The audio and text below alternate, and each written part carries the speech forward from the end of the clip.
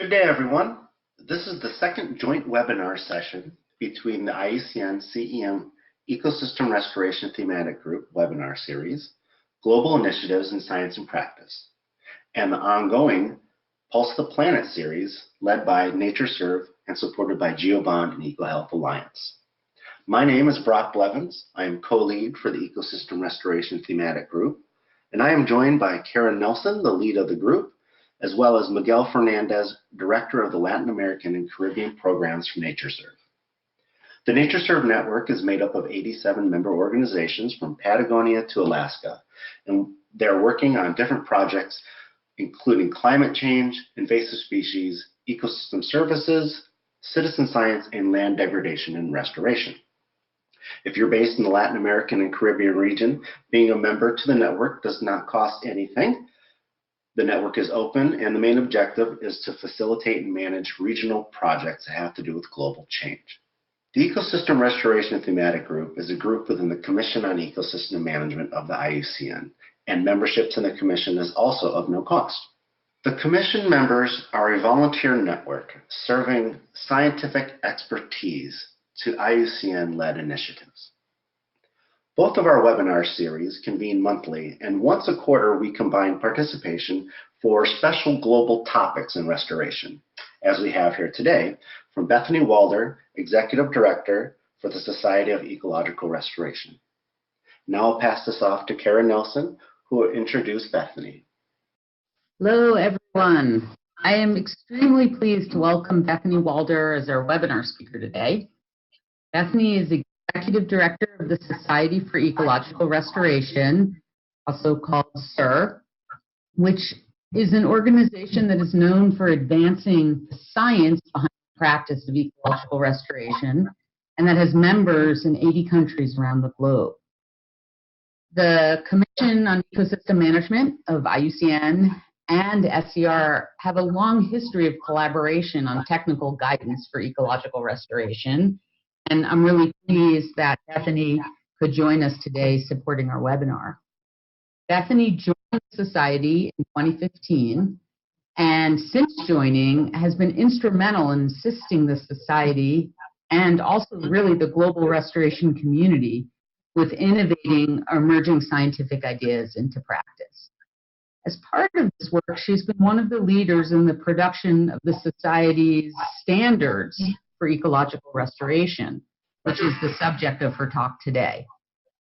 But prior to joining SER, Bethanie worked extensively in the United States and primarily in the Western United States on the policy, science, and practice of forest restoration, primarily on public lands. She has an interdisciplinary background. She received her undergraduate degree in political science and international studies from Duke University. And then she did her master's work in environmental studies in the Western United States at University of Montana, which is in Missoula, and also happens to be the institution that I work at. So I've had the great pleasure both of working with Bethanie and also sharing the community in which we live, and can attest to how inspirational she's been both within our community and for the restoration community overall. Thanks to all of you who are listening, and especially for taking time to listen on the summer or winter solstice, depending on where you live, because it's a fun day to celebrate and be out in nature, so thanks for sitting behind your computer. I'm just going to start by telling folks a little bit about the Society for Ecological Restoration. I'll keep that super fast. Our mission is to advance the science, practice, and policy of ecological restoration to sustain biodiversity, improve resilience in a changing climate, and reestablish an ecologically healthy relationship between nature and culture. We run a series of programs, and as Kara said, we have members across the world. We have chapters, and we're fairly well known for our biennial world conferences on ecological restoration. Our 8th World Conference is coming up in Cape Town, South Africa in September, and the early bird registration ends June 30th, so if you haven't registered yet, I strongly encourage you to do so and to come learn more about restoration in South Africa. We do a lot of work related to international policy, and the discussion today is really focused on that and on our standards for international standards for the practice of ecological restoration. But we also have a series of other publications, including the journal Restoration Ecology and Island Press SER joint book series with 28 titles to date, and other reports and policy papers and things like that. I also want to point out that SER hosts what we call the Restoration Resource Center, which you can access from our website. And it's a wiki-style, openly accessible database with nearly 2,000 resources related to restoration and a projects database with about 300 projects in it. We strongly encourage you to submit your projects and resources to the database and to share your restoration successes and challenges with others working in this field. So I'm going to talk today about the challenges facing restoration as it's mainstreamed, especially when we look at the intersection of ecosystem services and biodiversity, a solution that we propose through the implementation of SER standards, and then how we get from theory to practice. So when we talk about this challenge, I think one of the things we want to start with is, why are we talking about restoration? And when we see headlines like those that came out after the IPBES global assessment, with things like UN report says Earth faces unprecedented threat to biodiversity, or report 1 million animal and plant species face extinction risk, it really causes a lot of stress and challenge for people. But we're also seeing headlines like, as the world burns, the case for restoration imperative, and regreening the earth, protecting the climate through ecosystem restoration. So we're starting to illustrate that conservation alone is not enough, and restoration really has become imperative to our survival as a species. I want to spend a few minutes looking at some definitions of restoration. And please note the initials because they're going to come back in just a minute. SER defines ecological restoration as the process of assisting the recovery of an ecosystem that has been degraded, damaged, or destroyed. We define restorative activities as those activities, including restoration, that reduce degradation, including ecological restoration, that reduce degradation or improve conditions for the partial or full recovery of ecosystems. And forest and landscape restoration is defined as the process of regaining ecological functionality and enhancing human well-being across deforested or degraded forest landscapes. I think most of you on this call know these other definitions, like degradation, conservation, ecosystem services, and biodiversity. I want to specifically call out land degradation neutrality as a state whereby the amount and quality of land resources necessary to support ecosystem functions and services and enhance food security remains stable or increases within specified temporal and spatial scales and ecosystems. So the reason these initials are here is because we've been trying to really define restoration and its role in the global landscape. So if we think about the current environmental status across the world, with C being conservation and ER being ecological restoration and D being degradation, even with conservation and restoration combined, it's less than, the benefits of that are less than degradation. And you can see that when you look at the increase in ecosystem services from conservation plus restoration, as well as the increase in biodiversity from conservation plus restoration, is still less than the decrease in ecosystem services and biodiversity from degradation. And many of the initiatives that are being implemented right now are looking at a short-term goal of land degradation neutrality. So how do we get to even? How do we get to a place where conservation plus ecological restoration equals degradation? And in so doing, then the increase in ecosystem services and biodiversity from conservation and restoration would be less than or equal to the decrease in ecosystem services and biodiversity from degradation. So that's really the challenge that we're facing at this point in time. But just getting to neutrality is not enough. And so for SER, the long-term goal is really getting to net improvement in ecological condition, which means that conservation plus ecological restoration will increase both ecosystem services and biodiversity, and that increase will be greater than the decrease from continued degradation. The challenge, however, even in the short-term goal with land degradation neutrality, is that climate change may increase the impacts of degradation while reducing the effectiveness of restoration. So if we focus on a single ecosystem service, so we have that challenge that has to be added into this equation. The other challenge is that if we focus on a single ecosystem service, that may result in increasing that ecosystem service while reducing biodiversity and other ecosystem functions. So even here in the short-term goal with conservation plus ecological restoration equaling degradation, we know that there are a number of projects being implemented where biodiversity is actually going down as a result of the projects not going up. And so even if we combine those together and they equal the level of degradation, we may not be improving biodiversity. So this balance of biodiversity and ecosystem services is really one of the challenges we need to face in the global landscape. So there are a variety of global initiatives and targets that that many of you on this call already know about.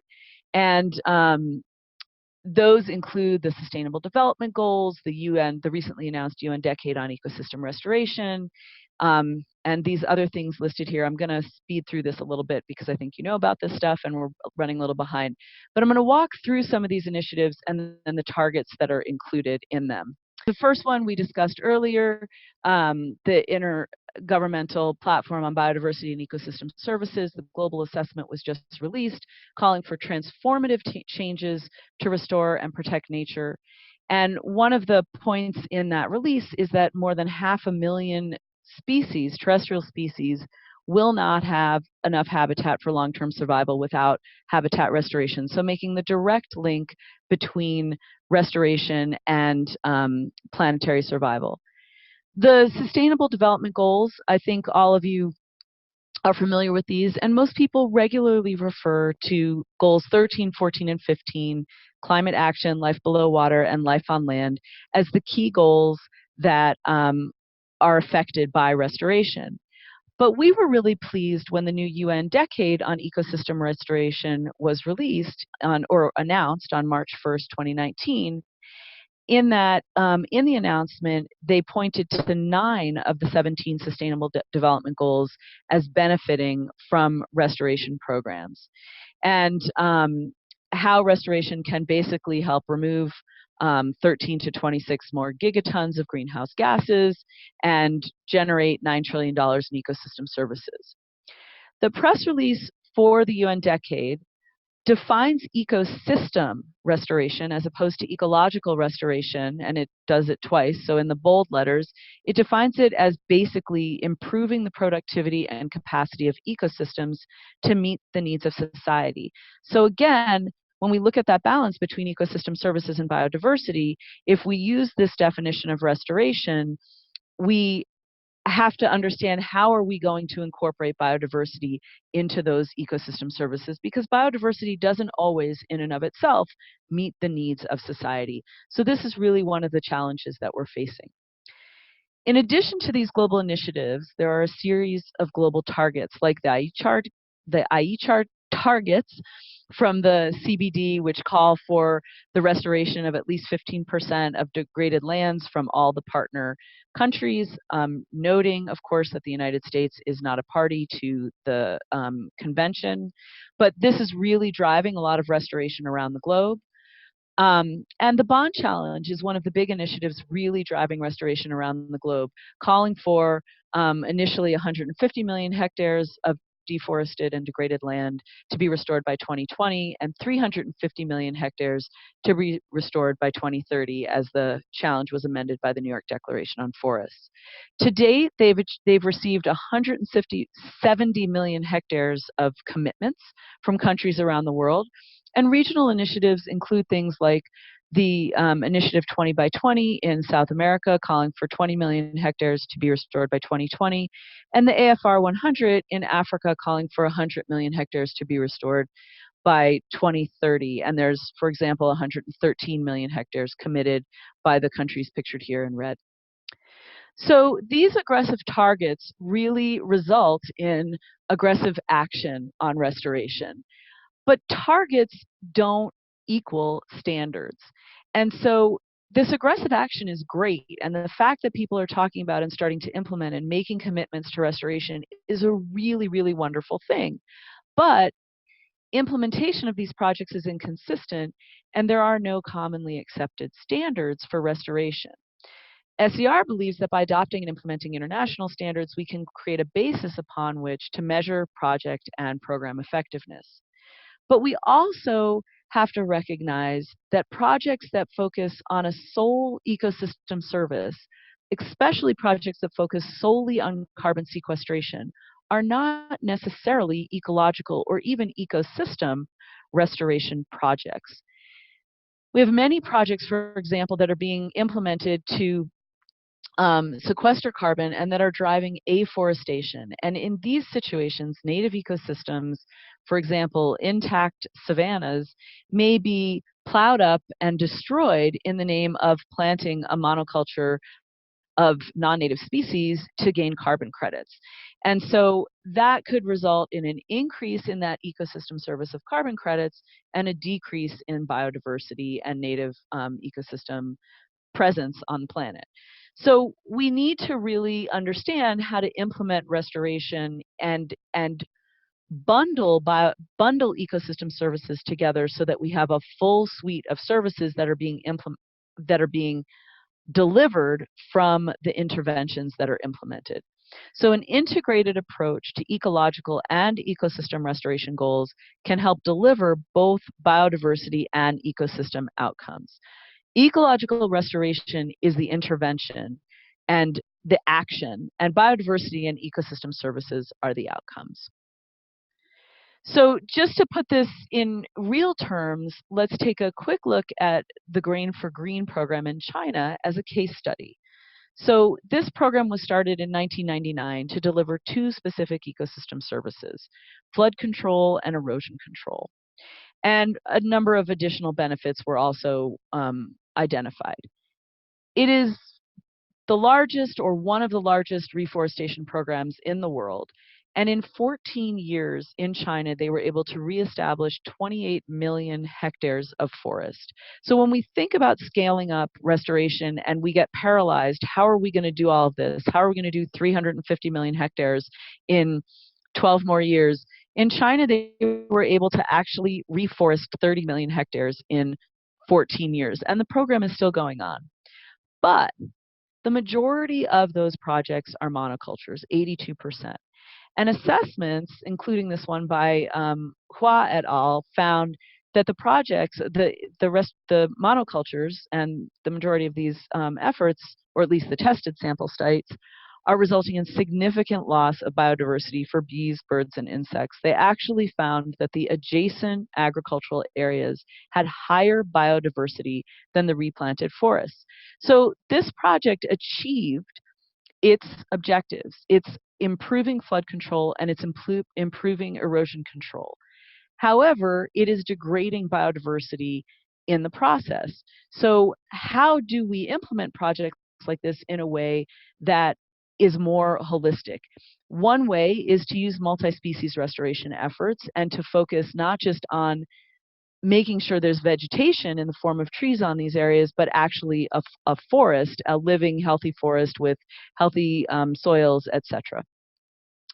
So we'll talk a little bit about the solution now and about the standards. So there are a variety of standards and guidelines out there in the ecosystem, let's say, in the global ecosystem. Those include, for example, a product that IUCN and Parks Canada and SER partnered on together in 2012 to develop ecological restoration for protected areas. The CBD has 12 principles for the ecosystem approach.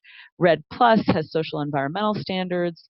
The Forest and Landscape Restoration has a series of 6 principles, and SER has its international standards for the practice of ecological restoration. The standards were initially introduced at the CBD COP13 in Cancun, Mexico in December 2016. They're built on a variety of SER foundation documents, including our 2004 primer, as well as the 2012 IUCN Parks Canada SER document on protected areas, and most recently SER's Australia 2016 national standards. There's also a variety of other documents over time that were built into these standards. In the first edition, we went through a series of external reviews, and we designed the standards to be a living document with regular review and revision. Almost immediately after launching the standards, we began a review process that's been a review process, 2 years of internal and external review, including listening sessions, web surveys, knowledge cafes, and even published critiques and responses in the peer-reviewed literature. Those resulted in 4 key topics that needed to be improved in version 2. First, strengthening the discussion of cultural social elements, including traditional cultural ecosystems. Clarifying and expanding the text related to restoration targets so readers better understand the need to allow for temporal change.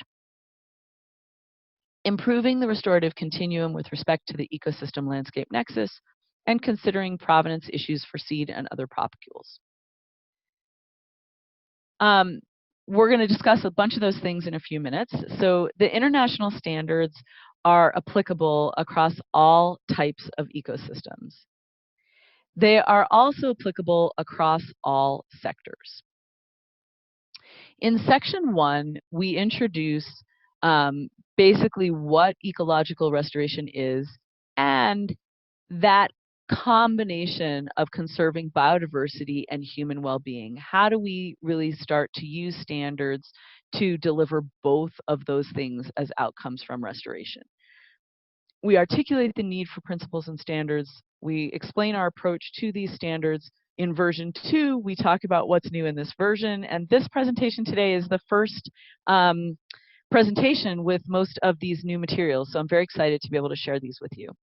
We also talk about the underpinning assumptions to restoration, and we include some key definitions and terms in section 1. The key updates in section 2 include that the principles are reorganized to highlight social, economic, and cultural components, and we've introduced a new social benefits wheel. We have combined the principles and key concepts into a single set of 8 principles. And we talk quite a bit about scaling up and the relationship between restoration and allied activities. And then we've included a new section 4 on leading practices that addresses reference models, restoration approaches, seed sourcing, and integrating restoration into global restoration initiatives. So I'm going to spend quite a bit of time walking through the 8 principles because the bulk of the standards, of how the standards really influence the global restoration initiatives is contained in these 8 principles. We'll walk through them one by one. So principle 1 is that ecological restoration engages stakeholders. And in principle 1, number 1, the stakeholder issue was one of the biggest critiques we received, and the socio-cultural components. So we've extensively added to the standards on that topic. And we've also developed what we're calling the social benefits wheel as a companion to the ecological recovery wheel, which we'll talk about in a few minutes. So the social benefits wheel includes 6 wedges with topics such as community well-being, stakeholder engagement, benefits distribution, knowledge enrichment, restoring natural capital, and sustainable economies. And the idea is that as we implement restoration projects, we can assess both the social benefits and the ecological recovery. Principle 2 looks at the fact that ecological restoration draws on many types of knowledge. practitioner knowledge, traditional ecological knowledge, local ecological knowledge, and scientific discovery. Principle 3 really starts to focus on what we call the reference ecosystem, which is a native ecosystem that is able to act as a model for ecological restoration. And we look at the fact that ecological restoration practice is informed by native reference ecosystems while considering environmental change. Again, remembering that one of the critiques for the first principles was that the first standards, I apologize, was that certain reviewers thought that SER's definition of restoration, assisting the recovery of an ecosystem that has been degraded, damaged, or destroyed, was about going back to a past ecosystem. SER doesn't see it that way, but we spent a lot of time really re-articulating that and what the reference ecosystem is to show that our view of restoration does incorporate climate change and environmental change in general. We also developed a simple decision tree to help people articulate and define their reference ecosystem. So are current conditions still broadly suitable for the existing or immediately prior ecosystem? If not, you go down. If yes, you can use that ecosystem as your reference ecosystem, and et cetera, et cetera. Principle 4 looks at the fact that ecological restoration supports and optimizes ecosystem recovery processes. And what we mean by this is that the restoration interventions should be designed to assist natural processes. Everything shouldn't be done by people, but we should be working with and partnering with nature and helping ecosystems get back to a capacity for self-organization and ecosystem resilience to future stresses. Principle 5 we'll come back to a couple of times, and that is that ecological restoration seeks the highest level of recovery possible, looking at everything from full recovery, partial recovery, and recovery insofar as possible. We've basically, in the first round of the standards, introduced a 5-star scale to enable people to measure where they are at those different levels of partial to full recovery. And then we developed and introduced the Ecological Recovery Wheel to enable you to visually illustrate that for your partners, for your funders, and for yourself in terms of measuring, designing, implementing, and measuring your restoration project. So the recovery wheel has 6 wedges: species composition, structural diversity, ecosystem function, external exchanges, absence of threats, and physical conditions. And within each of those wedges, there are a series of spokes that get into more detail. But generally speaking, the recovery wheel can be applied to any ecosystem anywhere. And it has been applied. We're going to talk about that in a second. But this gives you an example of a hypothetical case study of a project that's aiming for 4-star recovery. So in the baseline condition, we can see that some things are at 1 star, some are at 2, some are at 3. And then in the hypothetical 10 years post-recovery, the majority have achieved 4 stars and a couple are still at 3. You might even have 1 or 2 that achieve 5-star recovery, but this project was aimed at 4-star recovery. Principle 6 is about ecosystem recovery is assessed against clear goals and objectives using measurable indicators. And this is where we really see also the recovery wheel starting to shine. You can see here a project from New South Wales in Australia where we have a before and a 10 years after recovery wheel. Now, obviously, the recovery wheel's only been out for 2 years, but what we can see is they went in, they put in their baseline data to the recovery wheel, and you can see what the recovery wheel looks like at baseline and what it looks like after 10 years. And basically, this project has achieved 4-star recovery. And it may continue moving on from there. One of the other things that people are doing with the recovery wheel is calibrating it for specific ecosystems. So in England, a master's student took the recovery wheel and he made amendments to the individual spokes specifically for river restoration. And then he went out and he did an assessment looking at, and so this is about indicators. So he created indicators very specific to apply to the recovery wheel, and then went out and did an assessment on 7 completed restoration projects. And I think what's really exciting about the recovery wheel and the use of these indicators is that it illustrates that restoration does not always improve every condition that you're trying to improve.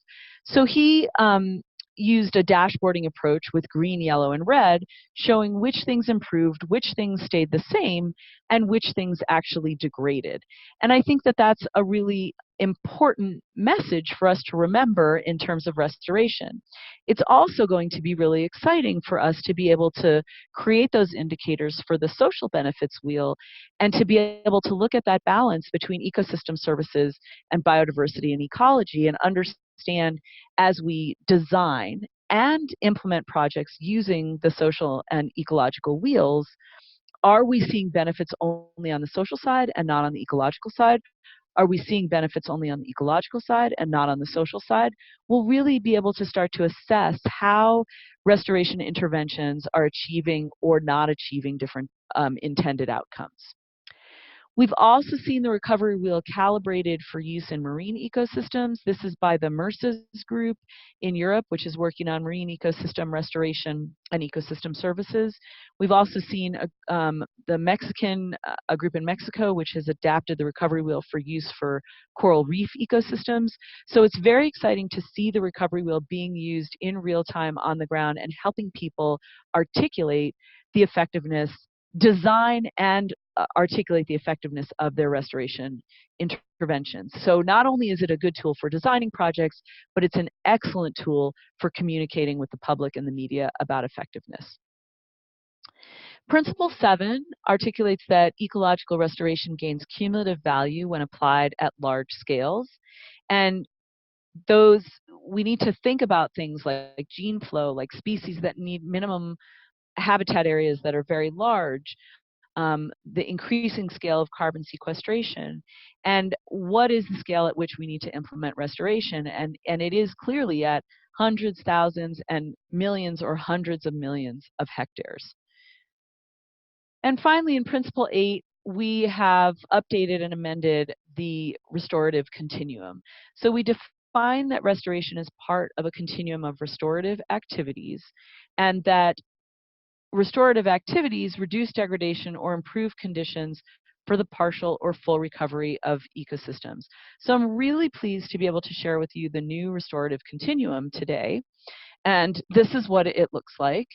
And basically, it has 6 gradations of restoration, which start with reducing societal impacts and then move to improving ecosystem management, repairing ecosystem function, initiating native recovery, partially recovering native ecosystems, and fully recovering native ecosystems.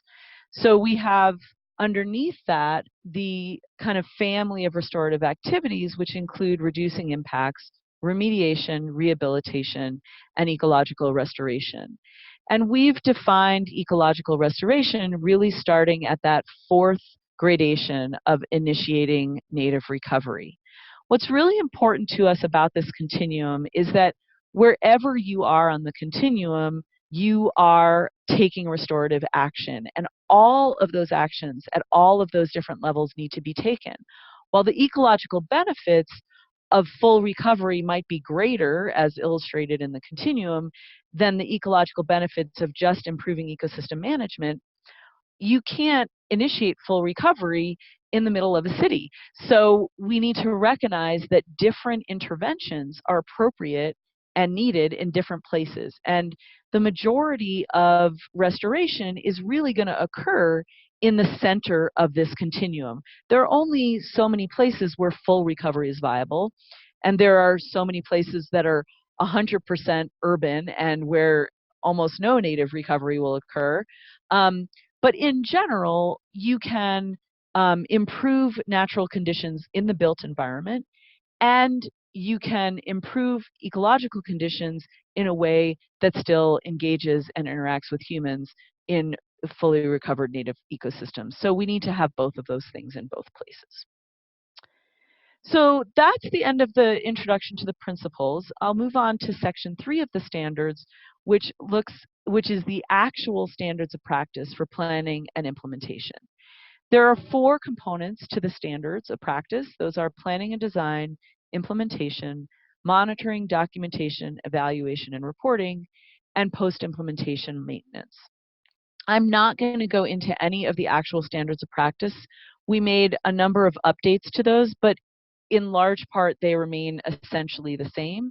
And you could look at what is available on version 1 from our website right now. They're very helpful from the practitioner perspective in terms of how to actually do restoration projects in a way consistent with these 8 principles. Section 4 looks at leading practices. This is a new section of the standards, and it goes into great detail on developing the reference model, on detail on identifying appropriate ecological restoration approaches, selection of seeds and other propagules for restoration, and the role of restoration in global initiatives.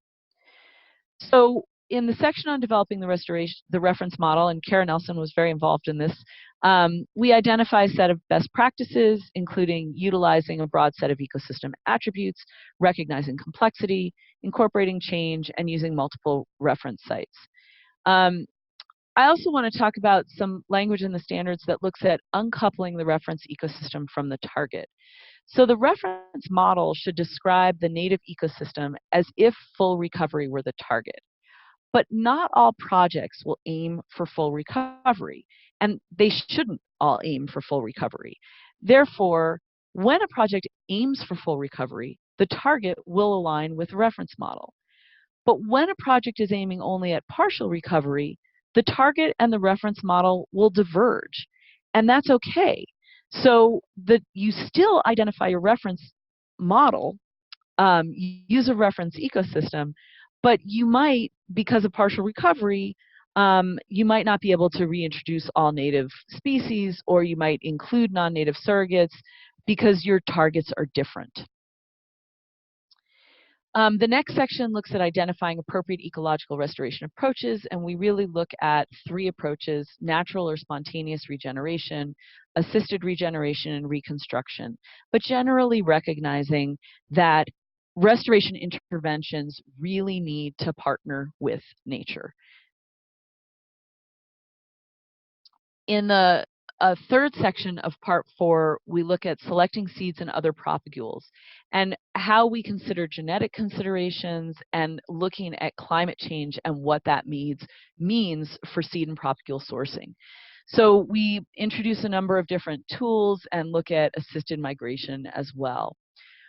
Here's an example of one of the tables. This is reprinted from a work from Kay Havens from 2015, looking at how you choose whether you need to be more conservative or less conservative in your seed sourcing. But this is based on the type of plant, not based on climate. And then a second graphic that we've included, which also comes from previous work, is provenancing strategies for revegetation in the context of climate change. And this was something that was really missing in the first standards, and we're really pleased to have been able to include this in version 2. And then finally, coming back to what we talked about at the beginning of this talk today, is the role of ecological restoration in global initiatives. We know restoration is being scaled up, and it's a critical role to get to that net improvement that we need to get to maintain life on this planet. So we discussed the actual technical definitions of landscape restoration and forest landscape restoration, how those intersect, and we look at the fact that for ecological restoration to be included in landscape restoration, the targets and goals have to meet human needs. So again, how do we balance those ecosystem services with the ecological services? When restoration is delivered at the landscape scale, when we can take an integrated approach that incorporates multiple types of restorative activities along the continuum, we are most likely to be successful. So we close out the standards with glossary, significantly expanded glossary and 2 appendices, one that goes into great detail on the broad range of principles that have been previously articulated that underpin restoration and other allied activities, and then we have blank social and ecological recovery wheels. So very, very briefly, and to leave a few minutes for question, I just have 2 more slides about moving from theory to practice. So I want to share with you the timetable for version 2.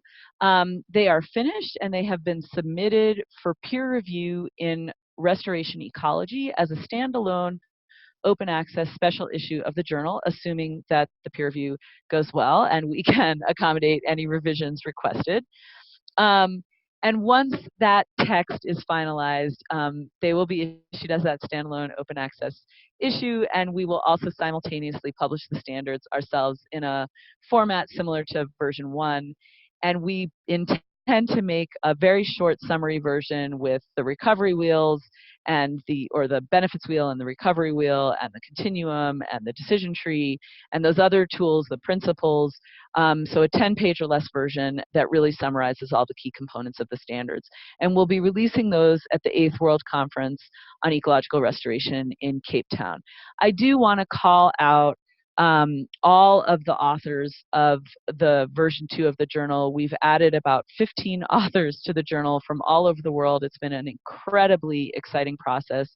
And I especially want to thank George Gann and Team McDonald for all of their work on the standards. What I am presenting today is the work of a very large group of people. Kara Nelson has been very involved in this, as well as others probably on this call.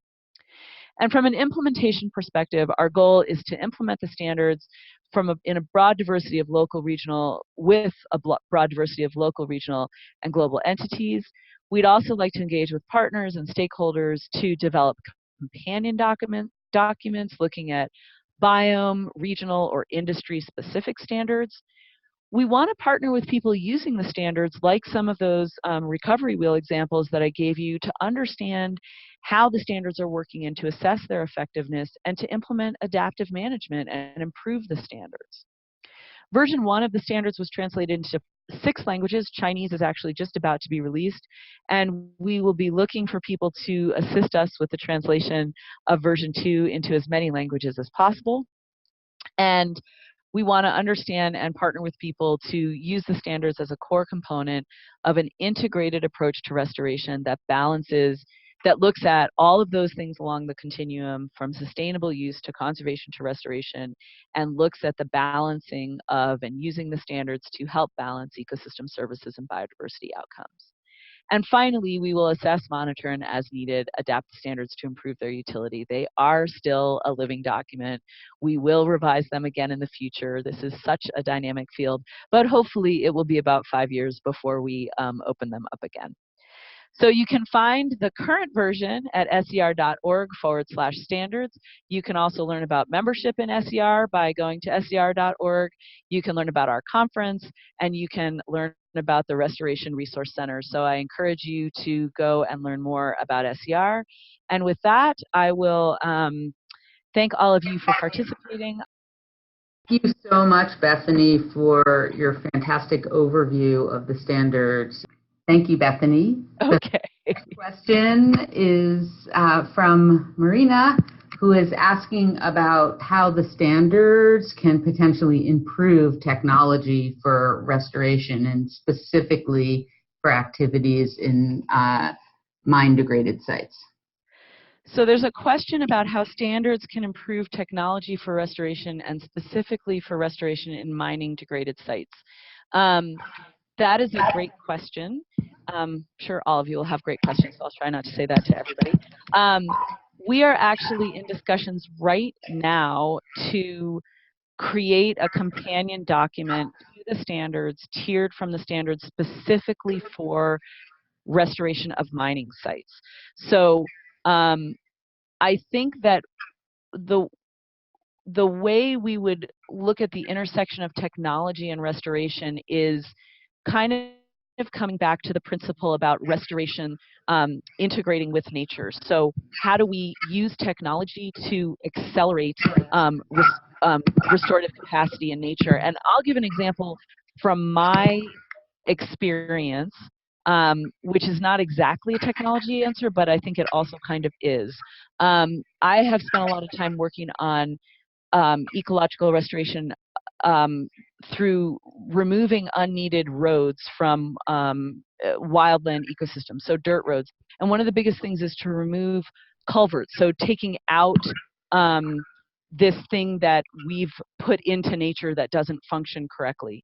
And using the standards to understand how activities like that can accelerate the ability of an ecosystem to regain resilience. And a number of assessments on that work have found that that type of engineering approach to restoration may be accelerating restoration on a geologic time. So how do we intersect that with the standards and understand what interventions can we take technologically that help nature the most? And that's how I would think about using the standards. But I don't know that that's a really good answer to your question, and I think we'd be able to answer it better after we work with these partners to develop mining-specific standards, and we hope to have those done by December 2020. So if that's something you're interested in, please send me an email and I'll let you know how that's progressing and whether there's opportunities to engage. Next question, Kara. The second question is about marine restoration and whether the standards provide any information on that. Great. The question is, do the standards provide any information on marine restoration?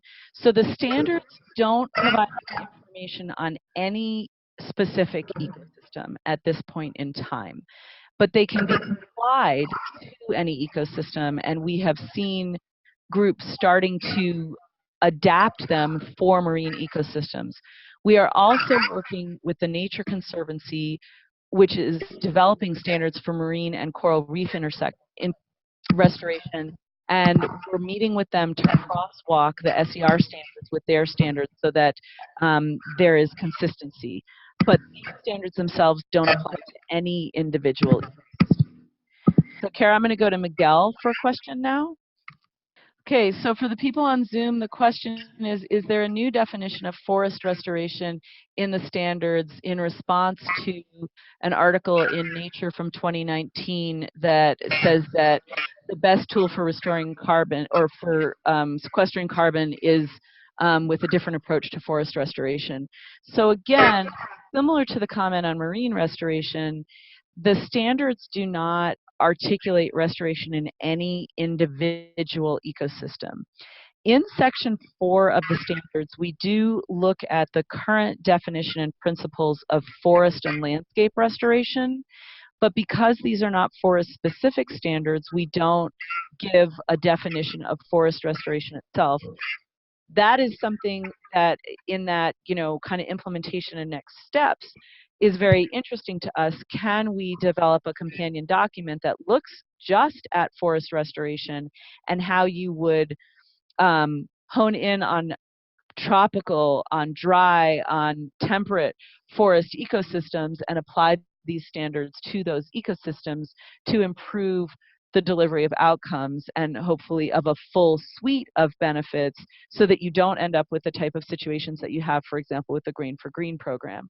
So I think it's a really good question, but these standards, because they're generic, don't answer that question at this point in time. We would love to partner with somebody to answer that question. So the question for those on Zoom is, where can we find funding for restoration projects? I'm not sure where you're writing from this question, but I think this is the question that almost everybody everywhere in the world has. How do we fund restoration? I think that we're seeing increased investment in restoration because of the targets and initiatives like the Aichi targets and the Bond Challenge. And we are working with, one of the keynote speakers in South Africa actually will be focusing on innovative funding mechanisms for restoration. So let me give you some examples of the types of things that are happening around the world right now to fund restoration, although we need much more than that. The Nature Conservancy, for example, is partnering in Cancun, Mexico with the government of the state that Cancun is in. I'm forgetting the name right now. I know it ends with OO, but I can't remember the whole name. With the government of that state and with the Hotel and Convention Association there to implement a new insurance initiative where if there is a storm where the winds reach a certain velocity, there will automatically be a payout to restore the coral reefs adjacent to off of Cancun, because those coral reefs are one of the reasons that tourists come to Cancun. The tourist industry is so important to the economy of Cancun. So they've actually developed what they call a parametric insurance policy, that they don't need to prove there's been damage to the coral reef. If the wind reaches a certain velocity, they assume damage has occurred, and they can start to implement restorative actions immediately, and they have funding to do so. This is a brand new approach to funding restoration that people have not used in the past. There are a lot of people looking at how we make that link, and I know the EcoHealth Alliance is one of the partners on this this webinar series. There's a lot of people looking at how do we make the link to environmental health and well-being for restoration. So I know there's been a project in Oregon in the United States, for example, where a local community has met with the hospitals and gotten the hospitals to invest in increasing green space in the community because it's going to reduce asthma rates. How do we make those same arguments for restoration? Another example is the Cape Town Water Fund. Again, the Nature Conservancy has been implementing water funds around the world looking at restoration for water security. So the new Cape Town Water Fund is funded by Coca-Cola and Pepsi and banks and others, because Cape Town is out of water. And they've done a business case economic assessment that shows that doing ecological restoration in the watersheds that feed Cape Town is more economically viable, will deliver more water per dollar spent than any other action other than desalination plants. And it's equal. The investment in desalination plants and the investment in headwaters restoration is equal in terms of the deliverables. So those kinds of analyses, those types of economics cost benefit analyses, will enable us to bring new partners into the restoration funding arena. We also see other entities that are looking at investing in restoration over the long term. There's a lot of movement on this topic. We're going to be discussing it extensively in Cape Town. I know everybody can't come to Cape Town, but our keynote talks will be live streamed. So the keynote talk on funding mechanisms will be available publicly in September. That was a long answer. Sorry it took so long. Miguel, one more from you, and then I'll go back to Kara. So the question is, how would you go about setting targets in poorly described ecosystems? I'm going to say that my background is in political science and law, and I can't answer that question. I'm sorry. I know there are authors of the standards who could. Kara, I know everybody can't hear you. Do you want to give any answer to how to set targets in poorly described ecosystems, since you're an author? Sure, that's a great question, because unfortunately, the very short answer is that where you have incomplete information, you do the best you can to understand the condition the target area would have been in if it hadn't been degraded. Those can include successional models, historical information, traditional knowledge, other sources of information you can get to do the best you can to put together. This is one of my favorite topics you could relay, and I would be happy to chat with someone by Skype or follow up by email. Excellent. Thank you all. So I'm not sure if Kara or Brock, maybe Brock, everybody can hear you, or Miguel, do you have any closing comments for the next one, letting people know what that is? And again, thanks to everybody for participating, for your great questions. Don't hesitate to send an email if you have questions or you want more information about anything I talked about today. And I'll turn it over to Brock or Miguel for closing comments. Thank you very much for joining us here today. For the CEM folks, we're going to have a regional update from South Asia region of the CEM in July, so please stay tuned for that. We welcome everybody from the NatureServe audience to sign up for our webinar series. It's open to all, and everybody for the CEM series. Please keep the Pulse of the Planet webinar series available and on your radar for future monthly sessions as well. Well, thank you very much. Thanks to all of you. Have a great afternoon and happy solstice.